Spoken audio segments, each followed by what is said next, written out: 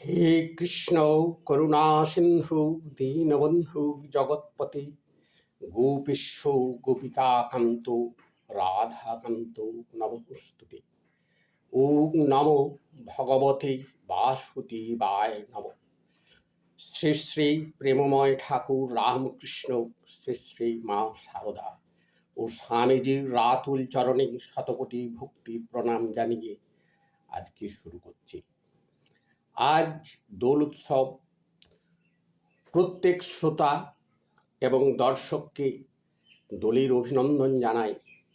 আমরা কামনা বাসনা ও অত্যাচারে জর্জরিত, এই ফলে আমাদের মনে শুষ্কতা দেখা দিয়েছে, মন বিবর্ণ হয়ে গেছে। সেই বিবর্ণ মনে আজকে পূর্ব সূরিদের পরম পুরুষদের অবতারের ফলে যারা এসেছিলেন তাদের আমরা আজ দেখতে পাচ্ছি যে তাদের কথা মতো এই দোলের তাৎপর্য কি। নমস্কার। দোল গোলকে সর্বদাই মহানন্দে লীলামুখর। সেখানে চিরবসন্ত, সেখানে দুঃখ নেই, কষ্ট নেই, জরা নেই, ব্যাধি নেই, মৃত্যু নেই। সেই গোলকে লীলাময়, সবসময় লীলামগ্ন। এই পরম পুরুষ ভগবানের হঠাৎ মনে হলো যে তিনি মর্তে যে নররূপে লীলা সাধন করবেন। কর্তার যে ইচ্ছা সেই কর্ম। একবারে যমুনা, গিরি গোবর্ধন এবং তার সমস্ত সঙ্গী সাথীদের নিয়ে তিনি মর্তে আগমন করলেন। সমস্ত সঙ্গী সাথী তখন সেই গোপদের ঘরে জন্মগ্রহণ করলেন।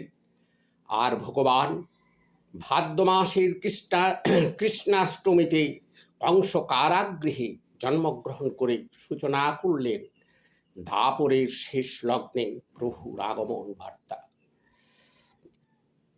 এত অংশ কলাপ অংশ কৃষ্ণস্তু ভগবান স্বয়ং। এর আগে যা কিছু হয়েছে সব অংশ কলাপ অংশ মাত্র। কৃষ্ণই হলেন ভগবান স্বয়ং। কেন না, তিনি ষড় ঐশ্বর্যে পূর্ণ। এই ঐশ্বর্য কি না, এই ঐশ্বর্য হচ্ছে ঐশ্বর্য, ধন সম্পদ, যত ঐশ্বর্য আছে জগতের সব ঐশ্বর্যের মালিক এই ঐশ্বর্যময়। সমস্ত সৌন্দর্য রূপ তার মধ্যে আছে, সমস্ত গুণ এই বিশ্বের তিনি অর্জন করেছেন, তার মধ্যে দেখা দেয়। এবং তিনি প্রেমময় এবং লীলাময়। এই হলো ভগবানের ষোড়শ গুণ। এই ষোড় ঐশ্বর্যে তিনি একবারে পূর্ণ, যেটা পরে আমরা বিভিন্ন অবতার এবং অবতারের মধ্যে এই ষোড় ঐশ্বর্য পূর্ণ পাব না। ভাগবতের কথা মতোই যে অবতারের তত্ত্ব বলা হয়েছে, সে অবতার তত্ত্ব কলিযুগে একের পর এক অবতার এবং অবতারীদের আগমন বার্তা সূচিত হলো। এখানে আমাদের আজ তিনজন মহাপুরুষের, তিনজন ভগবানের অবতারের কথা বলতে হবে। প্রথম বলতে হয় ভগবান বুদ্ধের কথা। ভগবান বুদ্ধ এই পৃথিবীতে অবতীর্ণ হলেন কেন? সেই সময়ের ঐতিহাসিক প্রেক্ষাপট কি ছিল না, সেই সময়ে ঐতিহাসিক প্রেক্ষাপট ছিল ব্রাহ্মণ্যবাদের দাপটে, ব্রাহ্মণ্যবাদের ইঙ্গিতে সমস্ত রাজারা যাগযজ্ঞে নিমগ্ন হলেন। ব্রাহ্মণরা তাদেরকে বাধ্য করলেন। কলিতে অশ্বমেধ নিষিদ্ধ হয়েছে, যে পঞ্চ জিনিস নিষিদ্ধ তার মধ্যে অশ্বমেধ। অতএব গোমেধে তারা পরামর্শ দিল। গোমেধ করতে লাগলেন রাজারা। দিনের পর দিন রাজা এই যাগযজ্ঞে মত্ত থাকলেন। রাজত্বের কোনো কিছু খবর সে ঠিক নিচ্ছে না। এরপরে একটা অরাজকতা তৈরি হচ্ছে। আর কি হচ্ছে না, এই যে প্রচণ্ড যাগযজ্ঞ চলছে, রাজা সর্বদা যাগযজ্ঞে নিমগ্ন, সে খরচটা কোথার থেকে আসবে না, প্রজা সাধারণের উপর থেকে সে খরচ তোলা হবে। অতএব সবসময় প্রজাদের উপরে একটা অত্যাচার আসছে, করের ভার আসছে। তারা এমনি বিবর্ণ হয়ে গেল, তাদের কর্ম নেই, কর্মশূন্যতা দেখা দিল, কৃষিপ্রধান দেশে কৃষিহীন হয়ে পড়ল, বলদের অভাব হলো, গোমেদ করে করে বলদের সংখ্যা কমে গেল, মানুষ একবারে হতাশ হয়ে পড়ল।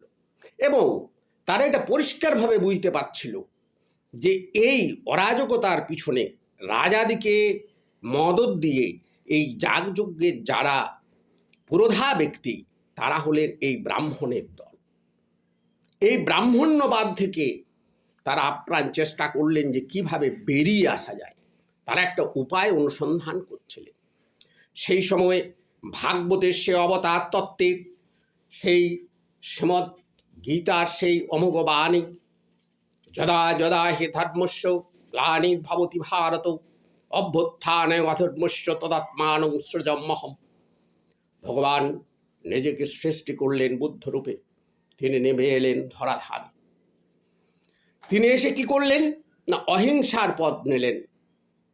শরণং বুদ্ধ, তিনি সৎ চিন্তা, সৎ ভাবনা, সৎকর্ম, সৎসঙ্গ ইত্যাদি অষ্টমার্গের তিনি ঘোষণা করলেন এবং অহিংসা প্রতিষ্ঠা করলেন জগতে। মানুষ সব একবারে হতদরিদ্র হয়ে পড়েছিল, তারা ধীরে ধীরে ধীরে ধীরে ধীরে ধীরে বৌদ্ধ ধর্ম গ্রহণ করতে আরম্ভ করলেন। অচিরেই দেখা দিল ব্রাহ্মণ্য ধর্মের উপরে এক চরম আঘাত। ব্রাহ্মণ্যবাদ যায় যায় এরকম অবস্থা। কিন্তু ভগবানের তৈরি এই জগৎ, তার সামঞ্জস্য তিনি তো নষ্ট হতে দিবেন না। সেই সামঞ্জস্য ধরে রাখার জন্য আজ থেকে প্রায় 540 বৎসর পূর্বে আমাদের বাংলার নদিয়াতে, নদিয়া তখন কি ছিল না, নদিয়া তখন আমাদের দেশের কেমব্রিজ বলে পরিচিত ছিল, মানে শিক্ষা কেন্দ্রের একবারে প্রাণ কেন্দ্র ছিল। সেখানেও মানুষ অত্যাচারিত, মানুষের কামনা বাসনায় জর্জরিত, এবং মুসলমান শাসন সেখানে তাদেরকে ক্ষতবিক্ষত করে বিবর্ণ করে দিচ্ছে। সেই অবস্থাতে একবারে প্রেমময় আমার গৌরাঙ্গ গৌর হরি প্রেমের পূর্ণ অবতার তিনি নেমে এলেন ধরাধামে। হে ভগবান, এই কথা আমরা দেখতে পাচ্ছি এই চৈতন্যের অবতারে। তিনি হাচণ্ডালে কোল দিলেন, কৃষ্ণ নাম বিলি করলেন। এমন অবস্থা গেছে তিনি মানুষের হাতে পায়ে ধরে বলেছে, ওরে ভাই কৃষ্ণ নাম নে, কৃষ্ণ নাম নে, তোরা কৃষ্ণ নাম নে, আমাকে ধন্য কর। এই ছিলেন সেই গৌরাঙ্গ, যাদের কোনো অধিকার ছিল না। সে হাচণ্ডাল যাদেরকে বিভিন্নভাবে বেঁধে রাখা হয়েছিল, তাদেরকে তিনি বিলিয়ে দিলেন এবং এটা ঘোষণা করলেন যে সেই ব্রাহ্মণও বলির অধীনস্থ হবে, যে ব্রাহ্মণ বৈষ্ণব নয়। এই একটা অমোঘ প্রেমের ইতিহাস তৈরি করলেন এই চৈতন্যদেব। তিনি এই সেই প্রতিশ্রুতিকৃত রাধা কৃষ্ণের যুগ্মরূপ। এই অবতারে তিনি সেই রাধার যে কৃষ্ণ প্রেম, সেটা সাধন করার জন্য তিনি হন্যা হয়ে ছুটে বললেন, হা কৃষ্ণ, হা কৃষ্ণ, কোথা কৃষ্ণ, কোথায় যাই, কোথায় পাই।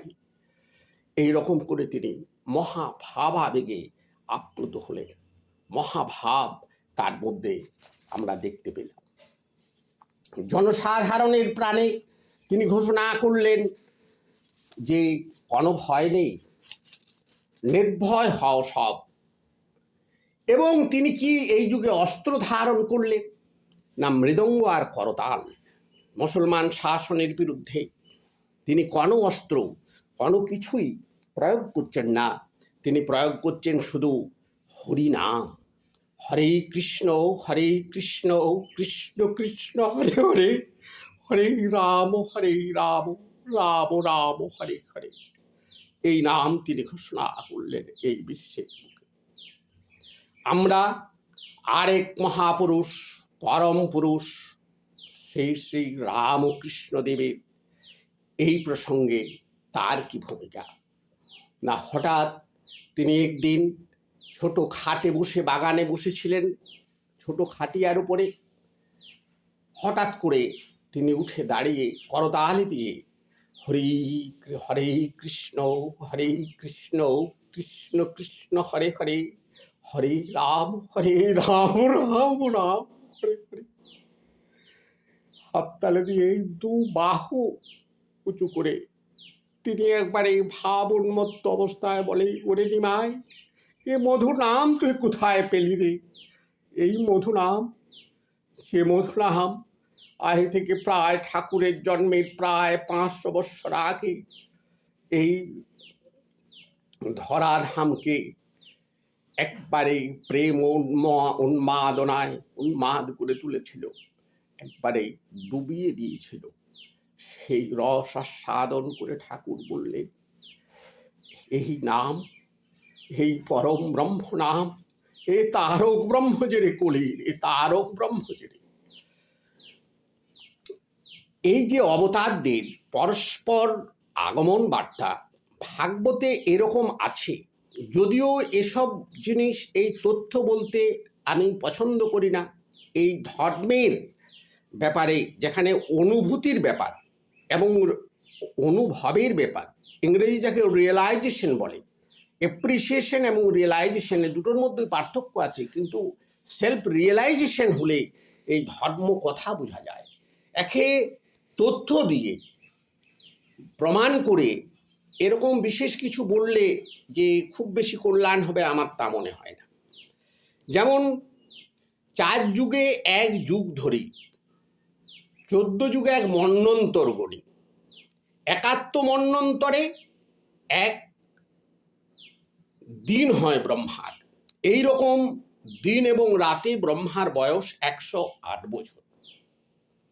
কিন্তু এই নিরিখে এই অবতার এবং চৈতন্যদেব ছিলেন অবতরী, তিনি বীজ স্বরূপ, তিনি একবারে স্বরূপে এসছিলেন সমস্ত ঐশ্বর্য, প্রেম ঐশ্বর্যে পাগল হয়ে সমস্তকে রাঙিয়ে দিলেন। তিনি জন্মগ্রহণ করেছিলেন কবে না? এই দোল পূর্ণিমায়। জগন্নাথ মিশ্র এবং শচীদেবীর ঘর আলো করে দিয়ে এলেন। তিনি কে না? তিনি হচ্ছেন পূর্ণচন্দ্র। সেই জন্মক্ষণে চন্দ্রের পূর্ণ গ্রাস হয়েছিল নদীয়াতে, অন্ধকারে ঢাকা হয়ে গেছিল। মানুষ তার থেকে মুক্তি পাওয়ার জন্য দলে দলে মানুষ গঙ্গার তীরে যে সমবেত হয়েছিল। হঠাৎ করে যখন চন্দ্র মুক্ত হলো, তখনই শঙ্খধ্বনি হরিবোল ধ্বনিতে সেই অনুরণিত হলো সমস্ত নগরদ্বীপ। আর সেই সময়, সেই শুভক্ষণে জগন্নাথ মিশ্রের ঘরে বেজে উঠল সেই শঙ্খ, যেখানে এই পূর্ণচন্দ্র জন্মগ্রহণ করেছে। আকাশের চাঁদ আপনারা হিসাব করে দেখবেন, তিনি কিন্তু 16 কলায় পূর্ণ চাঁদ নন। কারণ অমাবস্যার পরদিন থেকে যদি গোনা হয়, তাহলে দেখবেন 15 দিনে পূর্ণিমা হচ্ছে। তাহলে 15 কলায় তো পূর্ণ চাঁদ হচ্ছে না, আমাদের নিয়ম অনুসারে তো 16 কলা চাই। তাহলে চাঁদ, আকাশের যে চাঁদ, তাতে 16 কলা নেই। এর একটা ব্যাপার আছে, 1 কলা শিবের মাথাতে আছে, সে কথা পরে সেই বিষয়ে আলোচনার সময় বলা যাবে। কিন্তু সেই চাঁদ যেহেতু পূর্ণ নয়, এখানে সচিমাতার কোলে যে চাঁদ জন্মালো, সে মহা প্রেমময়, মহা আনন্দময় পুরুষ, যিনি প্রেমে সমস্তকে মত্ত করে তুলবেন একদিন। গোটা নদিয়া নয়, গোটা ভারতবর্ষে এক প্রান্ত থেকে আর এক প্রান্তে তিনি পদব্রজে যে এই মধুর নাম, এই মাধুর্য, এই প্রেম ও মাধুর্য সবকে আস্বাদন করাবেন। সেই রকম অবস্থা সৃষ্টিকর্তা হলেন চৈতন্যদেব। বলার শেষ নেই। এসব জিনিস এই সামান্য লিমিটেড এতে হয় না। এ তো ঘন্টার পর ঘন্টা বললে কিছু বলা হয়। আপনাদের ধৈর্যচ্যুতি যেন না হয়, তার জন্যই সীমাবদ্ধতা রাখার দরকার আছে। সমস্তকে আজ দোলের দিনে পুনরায় ভক্তিপূর্ণ রঙ্গিত হৃদয়ে প্রণাম জানিয়ে আপনাদের সবার শুভ কামনা করে আজ শেষ করছি। সবাই আনন্দে থাকবেন, খুশিতে থাকবেন। এই রং আর হারাবেন না, এই রং হৃদয়ে ধরে রাখুন। এটা ঈশ্বরের দেওয়া রং, এই রঙের আমরা অধিকারী, কারণ আমরা যে সেই পরম পুরুষের সন্তান, আমাদের প্রতি কৃপা করতে তিনি বাধ্য। এই মানসিকতাটা নেবেন। নমস্কার, ভালো থাকবেন।